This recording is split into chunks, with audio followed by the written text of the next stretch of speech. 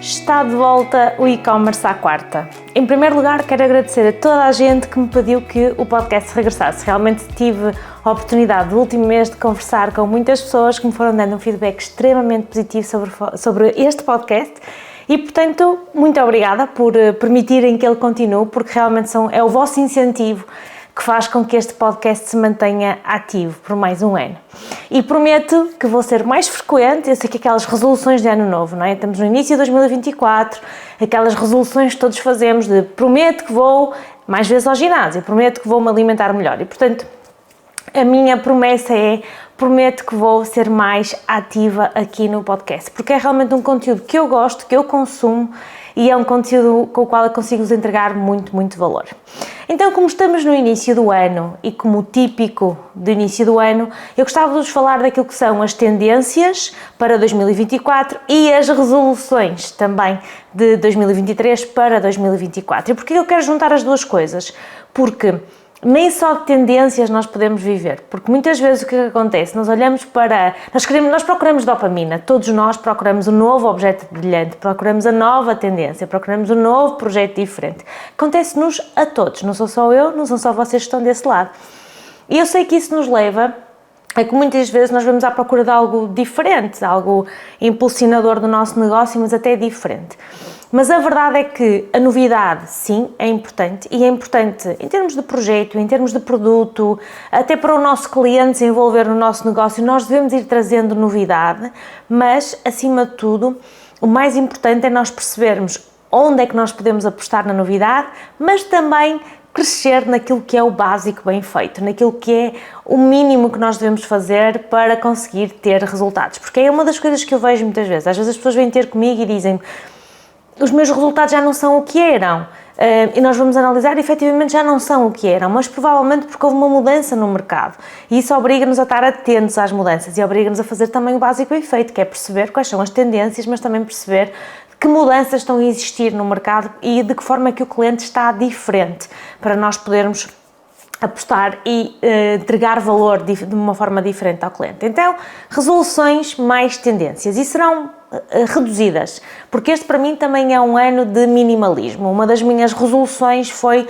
reduzir o número de, por exemplo, atividades em que eu estava envolvida, atividades extra o meu trabalho, ações que eu fazia com outros empreendedores, por exemplo. Eu estou a reduzir esse impacto na minha vida porque eu quero ser mais específica naquilo que faço e poder entregar mais valor aqui no podcast e também aos meus clientes, mas também, acima de tudo, porque eu desvio a minha atenção quando estou num evento com muita gente ou quando partilho as minhas experiências com muitas pessoas, em palco, por exemplo. Isso faz-me desviar daquilo que é o meu objetivo, que é entregar valor aqui e é entregar valor aos meus clientes. Então, minimalismo, menos atividades, menos ações fora do escritório, mais trabalho interno, mais trabalho de produção de conteúdo também.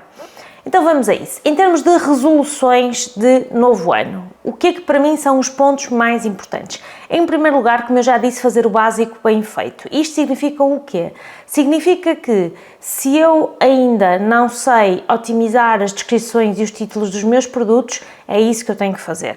Eu tenho que melhorar as descrições, eu tenho que melhorar o meu conteúdo. Não é partir logo para aprender a fazer anúncios e investir cada vez mais nos anúncios, até porque eles têm um custo cada vez mais elevado, que é uma das realidades que vamos ter que aceitar durante os próximos anos. Mas se eu ainda não sei fazer o meu SEO, se eu ainda não sei implementar os meus títulos, as minhas descrições de produtos, se eu ainda não sei o que é ter uma loja online que carregue rapidamente, que entregue rapidamente aquilo que o cliente procura, que acrescente um pouco mais ao cliente, que não seja só uma lista de produtos, que essa é uma das questões que temos todos de ter em consideração. O e-commerce cada vez menos é uma listagem de produtos e é outra coisa que eu vou falar um bocadinho mais à frente. Portanto, esta para mim é a primeira resolução, se eu não sei fazer o básico bem feito dentro da minha loja, é por aí que eu tenho que começar. Bons títulos, boas descrições, boas imagens, vídeos, pedir reviews aos meus clientes, estruturar bem a imagem que eu entrego ao meu cliente, a usabilidade da loja, a experiência de compra, antes de eu pensar em ir para outros voos. Então, para mim, esse é o ponto base. Vamos partir daí, fazer o básico bem feito e deixar-nos de nos distrair com as coisas que acontecem à nossa volta. A segunda resolução de ano novo para mim, que é essencial é um serviço de atendimento ao cliente de excelência. Nós temos que ter o melhor serviço de atendimento ao cliente do nosso mercado. Nós temos que ter algo que entregamos que mais ninguém entrega, porque esse pode ser efetivamente o único ponto diferenciador da nossa oferta. Porque cada vez é mais difícil nós termos uma proposta única de valor, 100% única, nós acho que sabemos isso, e eu ensino isso aos meus alunos, vamos desenvolver a nossa proposta única de valor, mas eu tenho a noção que é cada vez mais difícil que ela seja mesmo única, mesmo diferenciadora, porque existem muitas outras empresas a entregar o mesmo que nós, ou a entregar algo muito semelhante. Então, para a nossa oferta ser diferenciadora, um dos pontos-chave é a nossa proposta única de valor, mas, acima de tudo, o nosso serviço de atendimento ao cliente. Então, nós temos de ter um serviço de atendimento ao cliente de excelência, dar resposta atempada ao nosso cliente, dar resposta até antecipada. Quando o cliente nos pede, nos procura, nós estarmos logo disponíveis para atender. Às vezes até vamos atender de forma a que o cliente não compre de nós, porque pode não ser o sítio certo, pode não ser o momento certo. E há dias aconteceu-me isso, por exemplo, com uma pessoa que estava interessada em comprar a minha mentoria, que iniciou agora em janeiro, e ela falou um bocadinho da história daquilo que ela já tinha feito, das formações, das mentorias que já tinha feito, e eu disse-lhe, não é o momento para ti.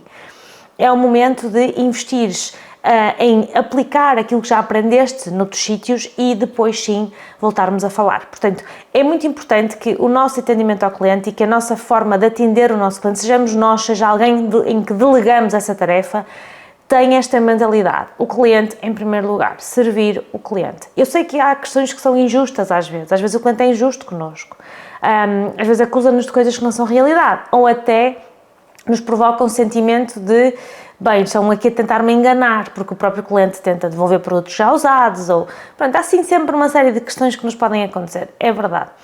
Mas por cada má review, por cada mau comentário nas redes sociais, se nós tivermos um excelente serviço ao cliente, nós vamos ter pessoas a defender-nos, vamos ter os nossos clientes a defender-nos. Portanto, para mim é outro ponto essencial, resolução de ano novo, é termos um serviço de atendimento ao cliente de excelência, único, um nível que não se encontra na nossa concorrência. E em terceiro lugar, processos. Okay? São as 3 resoluções de ano novo que eu deixo para vocês, para qualquer pessoa que esteja a trabalhar em e-commerce, que queira ser gestor de e-commerce, que esteja a investigar como é que pode ser, a estudar mais para isso, ou até criar o seu próprio negócio. Por favor, olhem para esta resolução que é extremamente importante. São os processos. É onde 99% dos negócios falham. Sejam eles processos financeiros, em que na tomada de decisão é preciso haver suporte de processos financeiros. Por exemplo, se eu quero colocar um novo produto na minha loja online, se eu quero investir mais em marketing e publicidade, se eu quero contratar uma figura pública para ser embaixador da minha marca.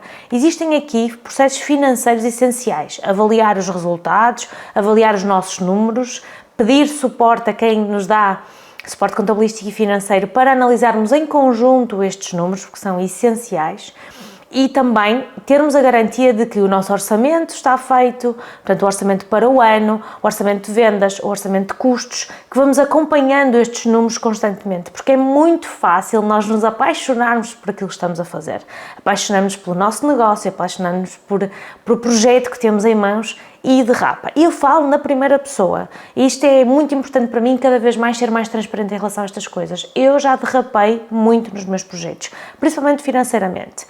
Porque eu tenho esta questão emocional que eu me apaixono pelos projetos e depois quero ir mais em frente e quero dar outro salto. E esse salto leva a risco. E vivermos no risco, nem toda a gente está disposta a isto, mas acredito que um empreendedor, seja ele quem for, vive no risco. Ele é necessário para podermos chegar mais longe, muitas vezes, mas também deve ser um risco ponderado. Devemos meditar sobre as nossas decisões, devemos respeitar também os momentos, podem não ser os momentos certos. Eu sei que muitas vezes o arriscar é o que nos dá o salto, é o que nos faz crescer, mas também temos que proteger quem está do nosso lado, proteger a nossa família, proteger as nossas empresas, os nossos funcionários.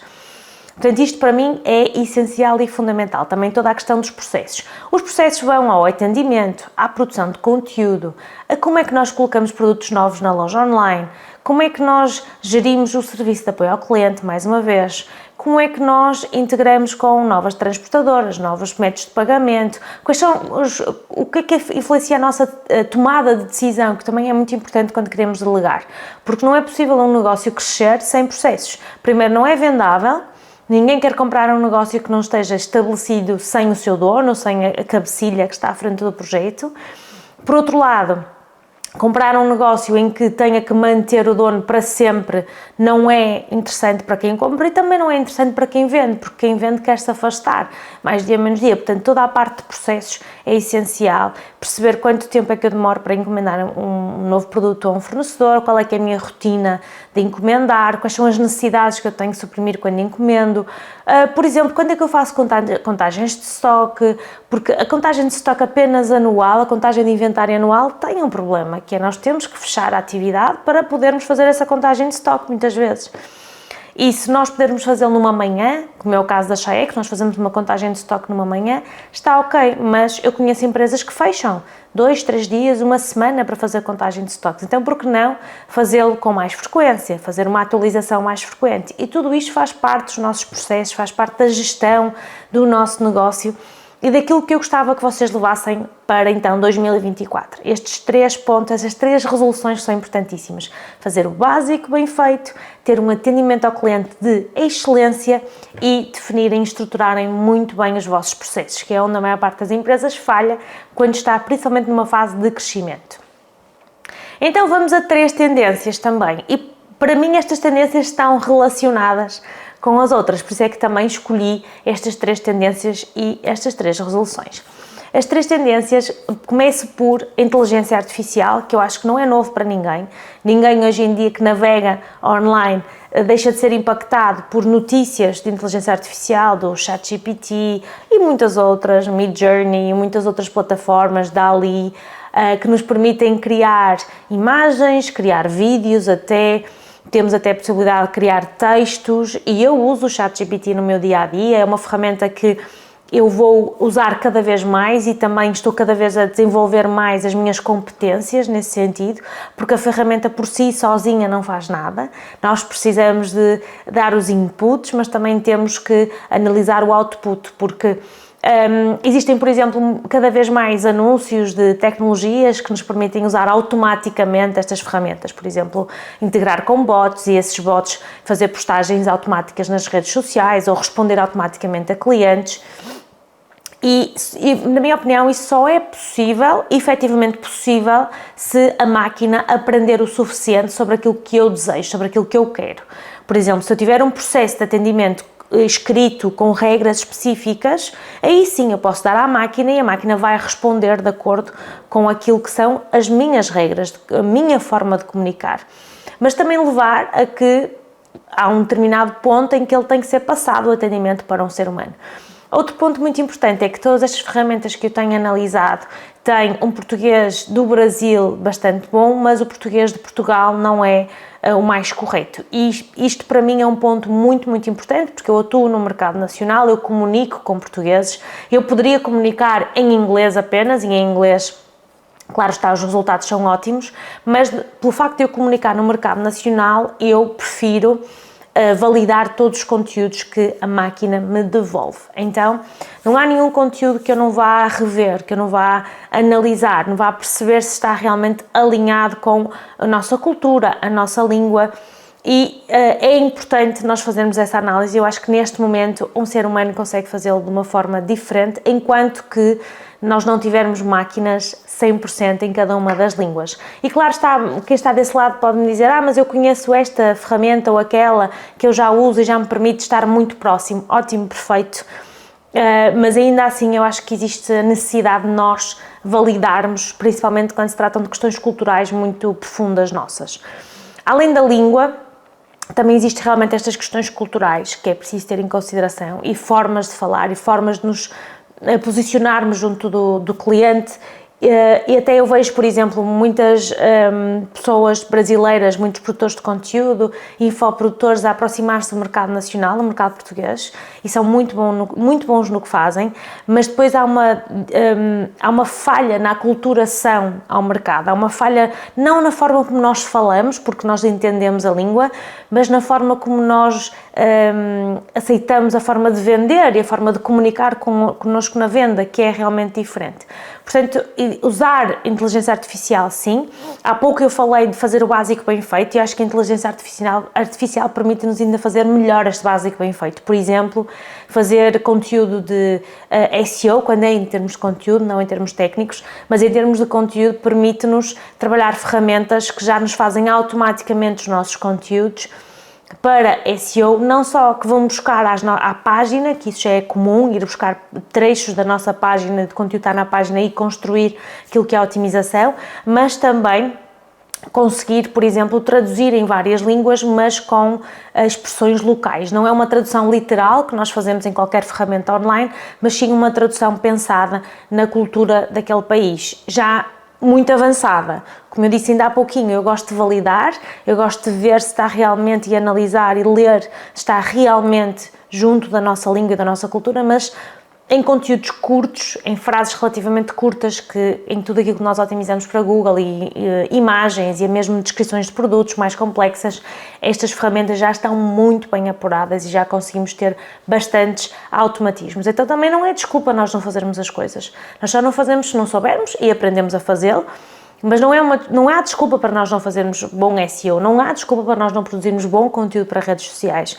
Nós hoje em dia podemos abrir o Canva, podemos aplicar regras automáticas dentro da própria plataforma, podemos usar os templates e personalizá-los. Existem muitas outras ferramentas online que nos permitem fazer tudo isto. Portanto, sem dúvida que para mim é fundamental pegar naquilo que é a inteligência artificial e utilizá-la nas nossas lojas online, seja para recomendação de produtos automáticos aos clientes, seja para a construção de produtos recomendados, mesmo dentro da navegação do site, além dos envios dos e-mails personalizados, a criação de audiências, que já se faz há muitos anos e também tem por base algoritmos, portanto, toda a personalização de comunicação que nós fazemos ao nosso cliente, mesmo via e-mail marketing, tem aqui regras por trás.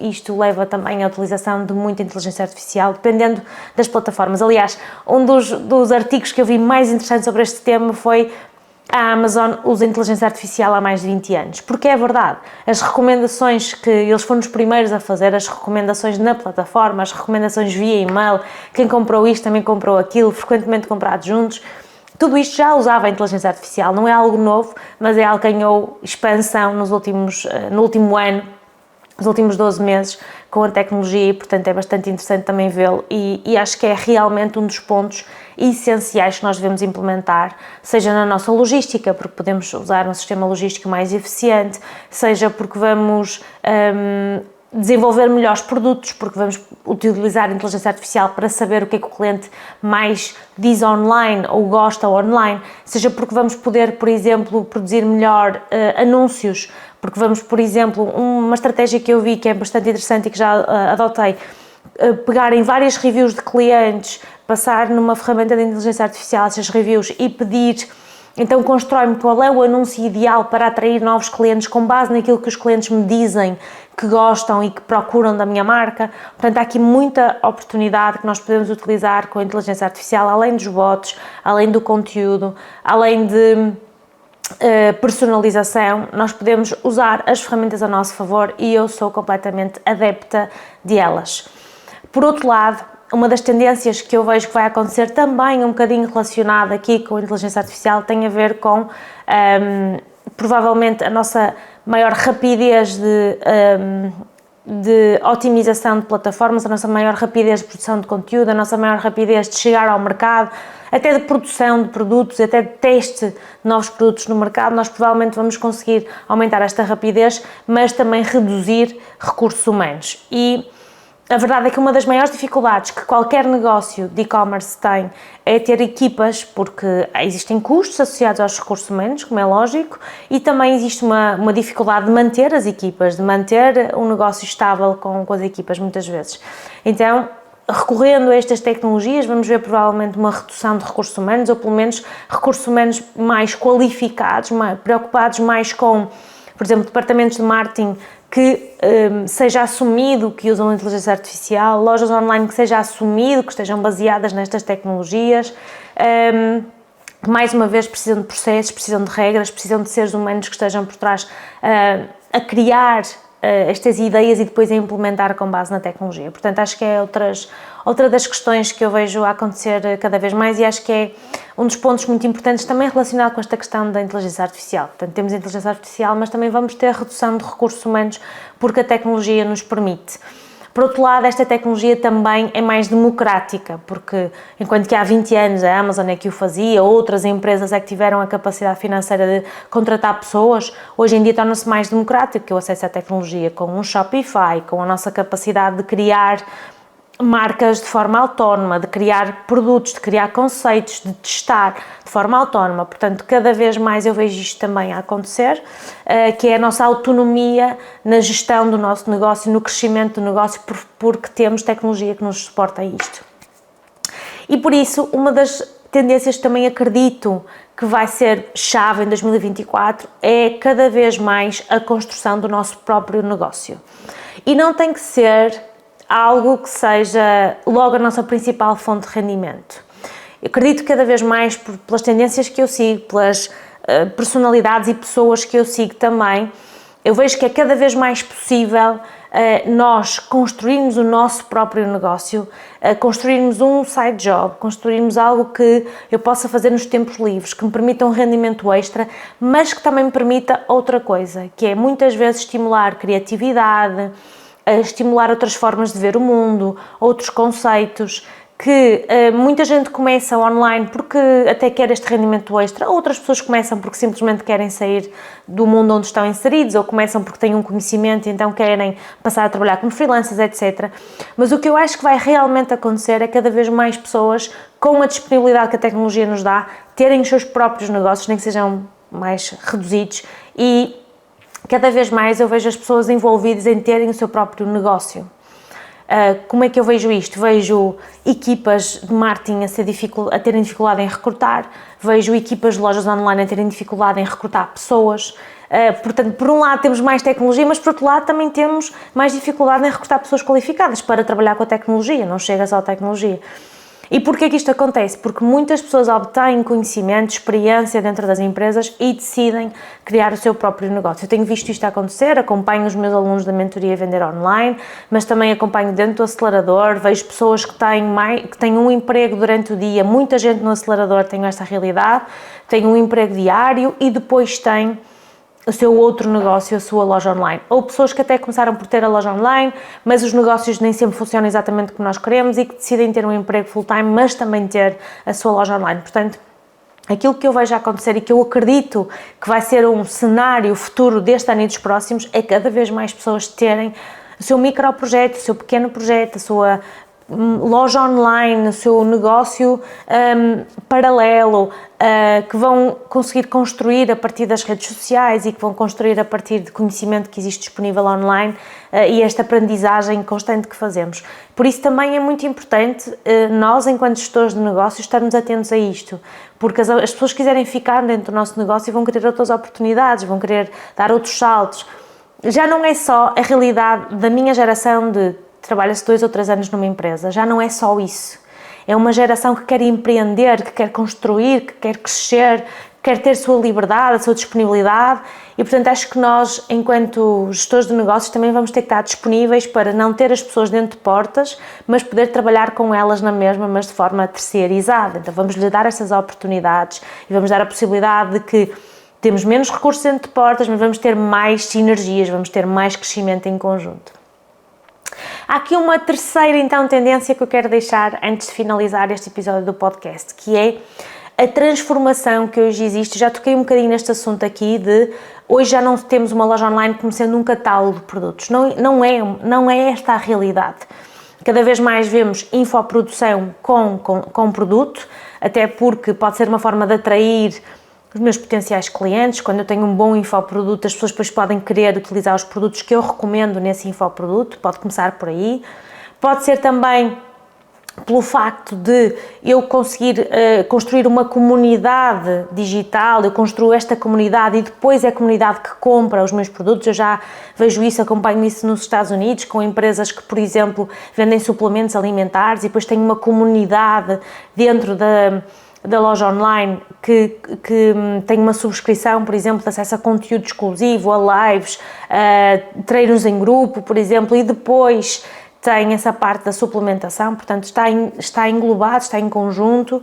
Vemos também pessoas que têm comunidades online, que criaram comunidades nas redes sociais com muita visibilidade e depois ao mesmo tempo têm produtos que vendem, têm lojas online, têm negócios próprios. Isto é uma realidade de muitos negócios em Portugal também, basta nós navegarmos no Instagram, no TikTok, que nós vemos que há muitas pessoas que são seguidas por milhares de pessoas que gostam daquele conteúdo, que gostam daquela pessoa, que gostam do posicionamento daquela pessoa e depois compram aquilo que elas recomendam, as suas próprias marcas. Não só como influência, como influenciadores, e este é um pontozinho que eu ainda quero tocar antes de desligar, mas não só por facto de serem influenciadores e por facto de serem pessoas que se tocam e que elas gostam, e portanto a recomendação delas é válida para quem as segue, mas também porque esses próprios influenciadores, poderemos dizer assim, criaram marcas próprias, criaram negócios próprios, criaram locais onde as pessoas podem adquirir os produtos que eles recomendam e então acabam até por criar marcas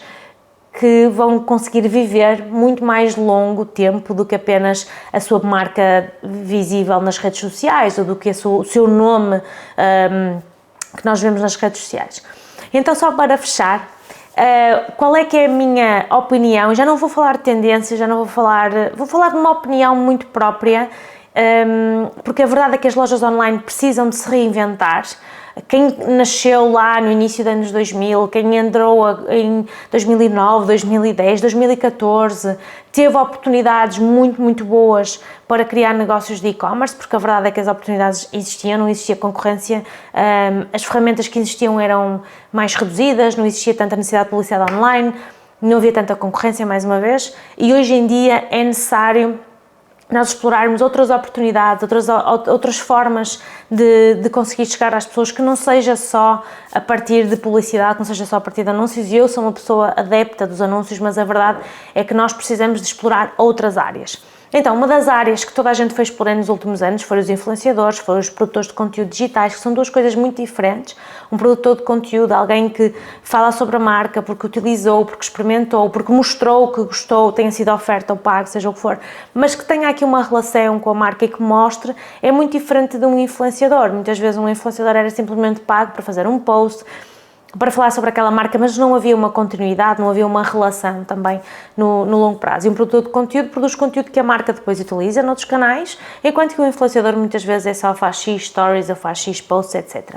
E enquanto que existem alguns com muito sucesso, e efetivamente existem pessoas com muito sucesso, a verdade é que o nível de influência temos visto que tem vindo a decrescer. E porquê que isto acontece? Porque o algoritmo já não é tão simpático, não é? Já não mostra a toda a gente, os algoritmos estão a pressionar cada vez mais para que haja mais qualidade também, isso é normal. Qualquer mercado, a partir do momento em que fica um pouco mais saturado, que eu não acho que seja este o caso ainda, mas qualquer mercado em que já existe muita gente a atuar, já existe muita gente a fazer o mesmo trabalho, é normal que comece a ficar um pouco mais saturado e que o algoritmo vá pedir mais qualidade, vá pedir mais resultados, e que não seja só, mesmo para as marcas, aliás, não é só pelo facto do influenciador ter menos visibilidade, é que as próprias marcas estão a perder visibilidade dentro destes canais, mas também estão a perder, muitas vezes, eu diria até relevância, pelo facto de hoje é tão transparente que aquilo é um trabalho pago, que aquilo é algo que a pessoa recebeu dinheiro para fazer, que podem perder um bocadinho de relevância para a audiência, porque se nota que há uma transação comercial. Eu não vejo nenhum problema, enquanto cliente eu não vejo um problema com isso, que eu compreendo que existe uma transação comercial por trás e que aquela pessoa vá recomendar aquela marca ou vá mostrar que utiliza aquela marca, mas na verdade muitas pessoas começam-se a afastar e começam a ter muito mais interesse em conteúdo gerado por utilizador, portanto muito mais real, muitas mais pessoas, a haver muito mais as marcas a fazer coisas em colaboração e os anúncios saírem, por exemplo, dentro das páginas de quem promove esse conteúdo e não dentro das páginas da marca. Portanto, começamos a ver aqui variações daquilo que é os influenciadores, daquilo que foi o boom dos influenciadores há uns 4 anos, 3, 4 anos, para aquilo que é a realidade hoje. Isto também é importante vocês analisarem e terem a certeza que estão a investir nos locais certos e nas pessoas certas. Então, para isso também recomendo que vocês vão à procura de ferramentas, mais uma vez da tecnologia. Começamos com tecnologia e vamos fechar com tecnologia. Irem à procura de ferramentas que vos ajudem a analisar o perfil do influenciador, aquela influência, o Briefer, por exemplo, é uma solução, mas também que nos ajuda a analisar a concorrência e analisar ferramentas e analisar, por exemplo, pesquisas online daquele tipo de produto ou compras na Amazon. Existem ferramentas que nos permitem ver que compras existem na Amazon daquele tipo de produto ou daquela categoria, ou até dentro do Etsy e Rank, por exemplo, outra ferramenta que existe, temos o Zoff para procurar dentro da Amazon. Existem várias opções no mercado. O que eu gostava era que vocês guardassem um bocadinho do vosso orçamento este ano, não só para apostar em conteúdos, não só para apostar em influenciadores, não só para apostar em desenvolver novos produtos, mas também adquirir algumas ferramentas que vos vão ajudar a ser mais eficientes na comunicação, mais eficientes na escolha dos influenciadores, mais eficientes na escolha dos produtos, na escolha até de fornecedores, porque eu acho que aí também existe alguma falha no mercado. Acho que há quem recorra demasiado a ferramentas, tenha demasiadas, mas muitos empreendedores com os quais eu lido diariamente não têm quase nada, quase nenhuma ferramenta que os dê suporte de tomada de decisão, de análise de mercado, de análise de concorrência, de análise de plataformas. Portanto, façam isso também, recorram a alguma tecnologia ou a alguém que tenha essa tecnologia, uma agência, um consultor, como é o caso do trabalho que eu faço, que eu entrego este tipo de reporting aos meus clientes, até porque eu acho que é super importante, cada vez mais importante, nós tomarmos decisão baseada em dados, baseada em tendências, baseada em resultados de mercado, que é isso que a tecnologia nos traz. Bem, este episódio já vai longo, já sabem que eu falo muito e que eu uso este podcast também para partilhar aquilo que eu vou aprendendo, aquilo que eu vou explorando, aquilo que são as minhas pesquisas e, portanto, resumindo, 3 resoluções que são fazer o básico bem feito, usar corretamente o nosso serviço de atendimento ao cliente e ter um serviço de excelência e, por fim, os nossos processos. E depois, aquilo que são as nossas tendências, utilização da inteligência artificial, redução da mão de obra no mercado, mas isso não quer dizer que não possamos trabalhar de forma colaborativa, que é essa a minha maior missão, e a mudança que existe hoje no e-commerce, de não ser só um catálogo de produtos, mas sim ser algo muito mais à frente, com influência até online e nós próprios tornarmos as nossas marcas influenciadores no digital. E cá está, mais um episódio terminado. Vemo-nos para a semana, com promessa que vamos manter este podcast ativo durante este ano de 2024. E, se ainda não foi possível falar convosco, um bom ano!